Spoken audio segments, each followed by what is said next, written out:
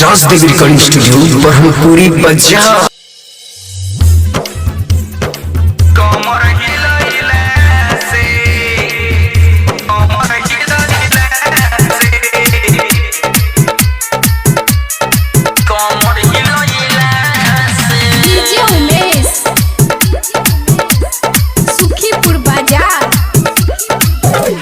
बाराती में हो जाला झगड़ा सखी कमर खिलैला से सखी अन सुनो हो। बाराती में हो जाला झगड़ा सखी कमर हिलैला से अरे लइकन के मुंड सनक चला सखी मोरा रंग उठैला से। बाराती में हो जाला झगड़ा सखी कमर खिलैला से।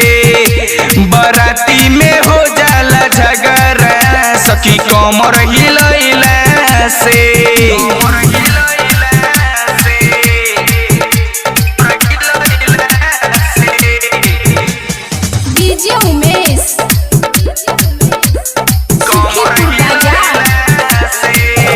हरे केहू 10 टकिया चोली में खुशी जाले यही से सखी हमर मन जोशियाले।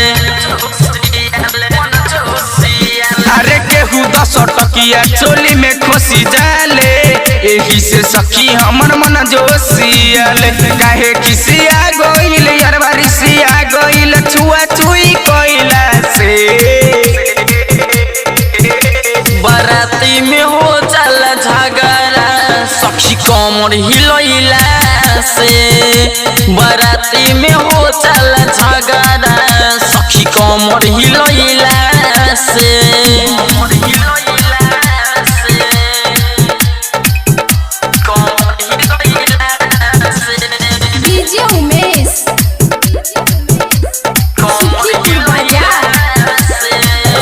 अरे सुजीत अनिल अमित वही जा रहे सनी मुकेश पोषण कुछो न कहे।